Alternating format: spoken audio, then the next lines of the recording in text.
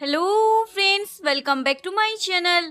ये इस ड्रामे की हिंदी एक्सप्लेनेशन का पार्ट 4 है। तो चलिए वीडियो को स्टार्ट करते हैं।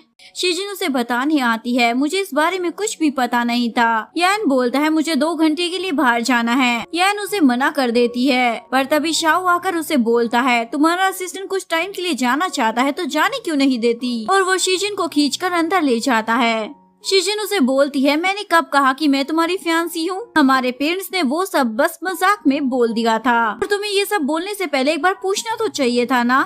शाओ बोलता है वो मैंने तुम्हारे अंकल की बोलती बंद करने के लिए बोला था ताकि वो कंपनी में तुम्हारी जगह तुम्हें वापस दे सके, पर जो मैंने कहा है मैं उसके लिए एकदम सीरियस हूँ। मैं तुम्हें शादी कर अपने साथ ले जाऊंगा। दूसरी तरफ इन दोनों का रोमांस चल रहा होता है। जूली बोलती है कहीं कोई आ ना जाए। लूफान बोलता है कोई नहीं आने वाला, और दोनों शुरू हो जाते हैं। पर तभी इन्हें पता चलता है यहाँ पर येन आ गया है। लूफान को तो गुस्सा आ जाता है, इवन वो तो उसे एक मारने भी वाला था, लेकिन उसकी उतरी हुई शक्ल देखकर रुक जाता है। क्या हो गया तुम्हें? येन बोलता है क्या तुम मेरे साथ बैठकर थोड़ी सी ड्रिंक कर सकते हो? लूफान उसके साथ बैठ जाता है। जब तुम उसे लाइक करते हो तो उसे बोल क्यों नहीं देते हो? यान बोलता है पर उसका तो ऑलरेडी फियांसी है। लूफान बोलता है क्या उसने खुद अपने मुंह से ये बात मानी है क्या वो उसका फियांसी है? जब तक उसकी शादी नहीं होती या फिर वो खुद इस बात को नहीं मानती तब तक तुम्हारे पास चांस है उसे डेट करने का। वैसे तुम्हारी वजह से मेरा इम्पोर्टेंट काम डिस्टर्ब हो गया, कुछ तो सोचा करो दूसरों के बारे में, आगे से ऐसा मत करना।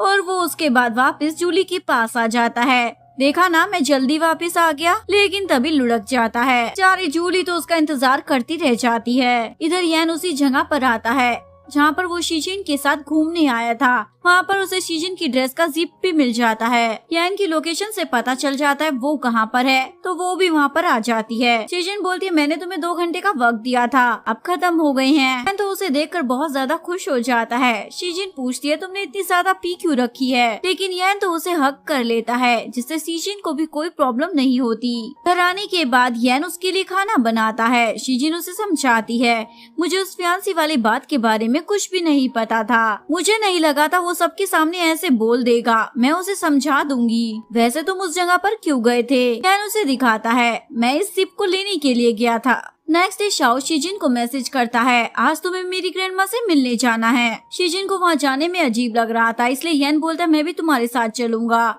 येन को देखने के बाद शाओ की तो शक्ल उतर जाती है, क्योंकि उसे लगा था वो शीजिन के साथ अकेले टाइम स्पेंड कर पाएगा। शाओ की ग्रैंडमा को भूलने की बीमारी थी, इसलिए अपने पोते को भूलकर येन को अपना पोता समझ लेती है। अरे वाह तुमने तो अपने लिए गर्लफ्रेंड भी ढूंढ ली है। शाओ अपनी ग्रैंडमा को बहुत समझाता है अरे मैं आपका पोता हूँ, लेकिन ग्रैंडमा तो बोलती है तुम तो ड्राइवर हो और वही बनकर रहो, चलो जल्दी से जाकर गाड़ी से सामान लेकर आओ। ग्रैंडमा के-पॉप आइडल्स के कॉन्सर्ट देखकर बोलती है मुझे भी यहाँ जाना है। यान बोलता है मैं आपको जरूर लेकर जाऊंगा। दूसरी तरफ जूली और लूफान चैरिटी की सर्टिफिकेट लेकर कंपनी में जाते हैं, पर वहाँ पर कोई काम नहीं बन पाता।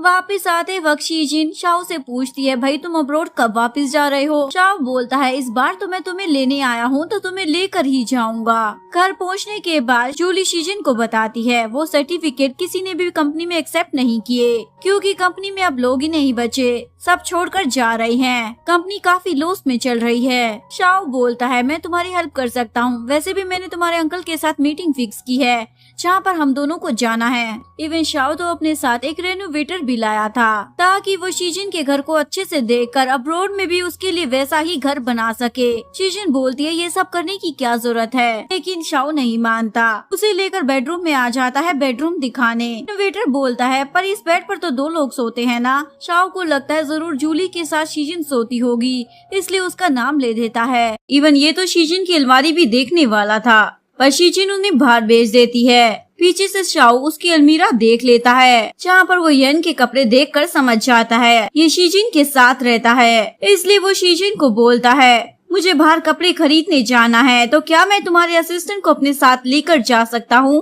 बाहर आने के बाद शाओ उससे पूछता है क्या तुम शीजिन के साथ सोते हो? वो हाँ बोल देता है। शाओ बोलता है और वो अलमीरा में कपड़े जो रखे हैं वो तुम्हारे हैं? यान बोलता हाँ। शाओ बोलता है मैं तुम जैसे लड़कों को अच्छे से जानता हूँ जो अमीर लड़कियों को फांस कर खुद भी अमीर बनना चाहते हैं, और उसने तुम्हें अपना असिस्टेंट क्यों बनाया है जबकि तुम्हें तो कुछ आता जाता भी नहीं है। यान बोलता मुझे क्या मालूम, खुद मेरे पास आई थी और मेरे से कॉन्ट्रैक्ट साइन करवाया। शाओ बोलता है किसी और को जाकर फूल बनाना क्योंकि वो मेरी है। घर आने के बाद शीजिन उसे बोलती है चलो मीटिंग में चलते हैं, लेकिन यान उससे पूछता है तुमने मेरे साथ कॉन्ट्रैक्ट क्यों किया था। शीजिन तो शॉक हो जाती है। तभी शाओ बोलता है ये हमारे साथ मीटिंग में नहीं जाएगा और उसे खींच कर वहाँ से ले जाता है। शीजिन उससे पूछती है तुमने उसे कुछ कहा है क्या। शाओ बोलता हाँ मैंने उसकी औकात उसे याद दिला दी और फिर चाचा जी के पास आकर बोलता है आपने कंपनी में जो भी गड़बड़ की है वो सब कुछ मैं ठीक कर दूंगा, पर बदले में वापिस शीजिन को कंपनी में उसकी जगह देनी होगी। लेकिन शीजिन का ध्यान तो अपनी घड़ी पर होता है क्योंकि वो रुकी नहीं रही थी, इसलिए उसे टेंशन हो जाती है। और इधर चाचा जी भी साइन करने में बहाने बना रहे होते हैं, इसलिए शीजिन बोलती है चलो बाद में साइन करेंगे और घर आ जाती है।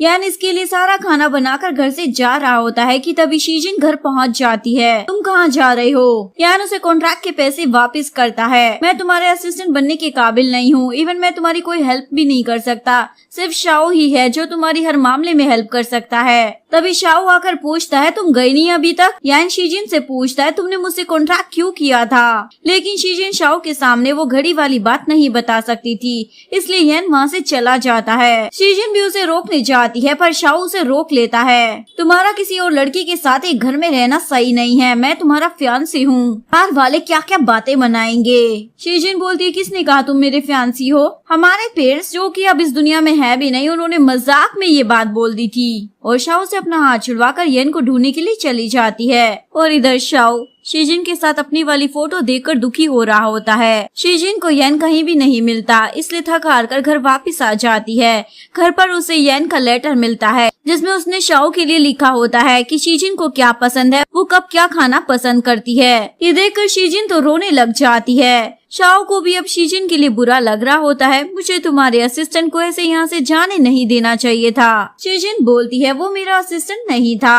शाओ बोलता है सॉरी माफ कर दो।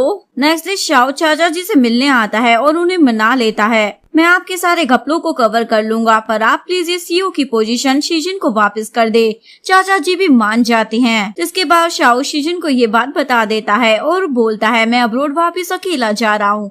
शीजिन ओके बोल देती है। शीजिन को फ्लावर देखकर याद आता है जरूर वो फ्लावर वाले गार्डन में गया होगा, इसलिए उसे लेने के लिए निकल जाती है। इधर यान उस गूंगी लड़की को बता रहा होता है मैं शीजिन को पसंद करता हूँ, पर मुझे नहीं पता वो मुझे पसंद करती भी है या नहीं। मुझे लगता है उसके बचपन का दोस्त शाओ उसके लिए एकदम परफेक्ट है। लेकिन वो लड़की बोलती है तुम्हें उसे पहले अपनी फीलिंग के बारे में बताना चाहिए, फिर डिसीजन लेना चाहिए, नहीं तो बाद में तुम्हें रिग्रेट भी होगा। जिसके बाद वो शीजिन से मिलने के लिए उसके घर आता है, पर शीजिन तो वहाँ नहीं थी क्योंकि वो तो उससे मिलने के लिए गार्डन की तरफ चली गई थी। शीजिन उसे नहीं मिलती तो उसे लगता है जरूर वो अब्रोड जा रही होगी, इसलिए एयरपोर्ट पर आ जाता है। वहाँ पर शाओ उसे बताता है वो मेरे साथ नहीं आई है, उसने तुम्हें चूज किया है। इधर ये लड़की शीजिन को बताती है वो तुम्हें ढूंढने के लिए तुम्हारे घर गया है। फाइनली दोनों एक बीच पर मिल जाते हैं। यान बोलता है मैं तुम्हें बहुत ज्यादा पसंद करता हूँ। शीजिन बोलती है मैं भी तुम्हें बहुत ज्यादा पसंद करती हूँ। ये सुनकर दोनों एक दूसरे को हग करते हैं और किस करने लग जाते हैं और दोनों अपने बीच में से ये पर्दे की दीवार भी हटा देते हैं। इधर लूफान और जूली टेंशन में होते हैं क्योंकि जब भी वो कुछ कर रहे होते हैं येन उनके घर में टपक पड़ता है। पर तभी लूफान को येन का मैसेज आता है मैंने शीजिन को प्रपोज कर दिया है, अब हम भी गर्लफ्रेंड बॉयफ्रेंड हो गए हैं। ये दोनों तो खुशी की मारी पागल हो जाते हैं क्योंकि अब वो इन्हें डिस्टर्ब करने नहीं आएगा। शीजिन फिर से अपनी सीईओ की पोजीशन पर आ जाती है और साथ ही वो येन के साथ ऑफिस में रोमांस भी कर रही होती है। येन उसे डिनर पर लेकर आता है मैं तुम्हें अपनी फैमिली से मिलवाना चाहता हूँ। शीजिन तो बहुत ज्यादा घबरा जाती है, लेकिन येन की फैमिली सिर्फ लूफान थी, इसलिए वो उसे लूफान और जूली से मिलवाता है। येन उसे बोलता है हम एक कॉन्ट्रैक्ट की वजह से मिले थे, तो मैं फिर से तुम्हारे साथ एक कॉन्ट्रैक्ट करना चाहता हूँ जो कि एक लव कॉन्ट्रैक्ट होता है, यानी डेली हग करना, किस करना, इधर उधर घूमना, फोटोज क्लिक करना। दोनों उस कॉन्ट्रैक्ट पर साइन कर देते हैं। दोनों अपनी इस रोमांटिक लाइफ में बहुत ज्यादा खुश थे। एक दिन यान अपनी आंटी से मिलने आता है, जहाँ पर दो चोर आंटी के डॉग चुरा कर भाग रहे थे। सभी डॉग को बचाने के लिए लड़ने लग जाते हैं और इन सब में वो चोर यान को चाकू मार देता है। इसलिए सब उसे हॉस्पिटल लेकर आते हैं, जहाँ डॉक्टर उसे बताता है कि उसका बहुत सारा खून बह गया है, इसलिए ब्लड की जरूरत रहेगी, पर उसका ब्लड ग्रुप बहुत ही रेयर है, इसलिए आसानी से नहीं मिलेगा। तभी शीजिन को याद आता है उसे एक बार हॉस्पिटल से कॉल आया था। डॉक्टर उसका ब्लड लेना चाहते थे क्योंकि उसका ब्लड ग्रुप रेयर था, लेकिन उसने मना कर दिया था। लेकिन आज शीजिन उसे बहुत सारा खून देती है।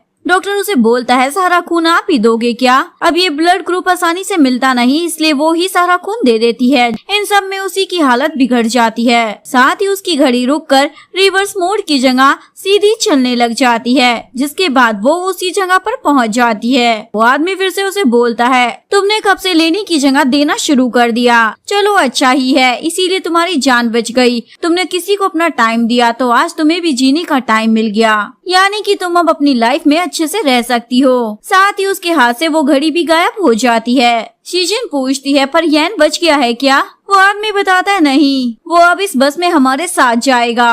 शीजिन उसे रोकने जाती है। वो आदमी उसे बोलता है अगर तुम उसे रोकोगी तो तुम्हें उसकी जगह यहाँ हमेशा के लिए रहना होगा। लेकिन वो यान को लेकर वहाँ से भागने लग जाती है, पर दोनों वहाँ से निकल नहीं पाते, वहीं पर फंस जाते हैं। यान उसे बोलता है मेरे जाने का समय हो चुका है, मेरे चक्कर में तुम यहाँ मत रुको, और उसे किस कर वहाँ से भेज देता है। लेकिन जब शीजिन की आंखें खुलती है तो वो एक काउंसलिंग की ऑफिस में होती है। लूफान उसका थेरेपिस्ट होता है। शीजिन पूछती है ये सब क्या चल रहा है? वो थेरेपिस्ट बताता है ये सब 2 महीने पहले शुरू हुआ था, जब तुम्हारे डैड मुझसे थेरेपी लेने आए थे। एक्चुअली मेरे डैड सारा समय कंपनी को ही देते थे, जिस वजह से उनकी फिजिकली हेल्थ ठीक नहीं रहती और वो बहुत ही जल्दी मरने वाले थे। इसलिए उन्हें बड़ा अफसोस था, वो अपनी बेटी को प्यार नहीं दे पाए, बस कंपनी में ही लगे रहे। वो तुम्हारे साथ ये सब नहीं होने देना चाहते थे, और जब उसके डैड की डेथ हो गई तो उसके बाद जूली ने ही लूफान को बताया था, यानी कि थेरेपिस्ट को। शीजिन भी अपने डैड की तरह सिर्फ कंपनी पर ही ध्यान देती है, उनकी तरह वो भी एक दिन ऐसे ही मर जाएगी। जिसके बाद लूफान ने उसे हिप्नोटाइज कर दिया और वो एक अलग दुनिया में चली गई, जो शीजिन ने खुद ही बनाई थी, यानी कि वो सब एक भ्रम था, ताकि शीजिन सिर्फ काम पर ध्यान न दे, अपने बाकी रिश्तों की वैल्यू को भी जाने। और वो आदमी जो कुछ भी बोल रहा होता है वो लूफान ही होता है। शीजिन पूछती है क्या यान भी इस दुनिया में सच में एग्जिस्ट करता है? लूफान बताता है हाँ, वो मेरा फ्रेंड है जो कि पेट फ्यूनरल चलाता है, उससे हमने हेल्प ली थी। शीजिन तो खुश हो जाती है, यानी कि वो जिंदा है, और उसके पास दौड़ी हुई आ जाती है। शीजिन यान से पूछती है क्या तुम मुझे जानते हो? यान हाँ बोल देता है। लूफान की पेशेंट होना, उसने मुझे एक बार हेल्प के लिए बुलाया था। शीजिन बोलती है मुझे कुछ टास्क कंप्लीट करने हैं, तो क्या मेरी हेल्प कर सकते हो? टास्क उसके उस दुनिया में यान के साथ रह गए थे, लव कपल वाले, वो इसके साथ पूरे करती है। शीजिन सोचती है पर इसे तो कुछ भी नहीं पता कि मैं इसे पसंद करती हूँ, इसलिए टास्क के बाद उसे थैंक यू बोलकर चली जाती है। यान भी उसके पीछे पीछे आने लग जाता है। शीजिन उससे पूछती है तुम मेरा पीछा क्यों कर रहे हो? यान उसे बोलता है मुझे 2 मीटर के दायरे में रहना है ना, यानी इसे सब कुछ याद था। शीजिन तो खुशी की मारे उसे हक कर लेती है, क्योंकि उसे अपना यान जो मिल गया था। और यहीं पर इस ब्यूटीफुल सी लव स्टोरी का डी एंड हो जाता है। अगर आपको वीडियो अच्छी लगी हो तो प्लीज वीडियो को लाइक करें, चैनल को सब्सक्राइब करें, न्यू अपडेट्स के लिए बेल आइकन का बटन प्रेस करें। मिलते हैं नेक्स्ट वीडियो के साथ, तब तक के लिए सारंगे, बाय बाय।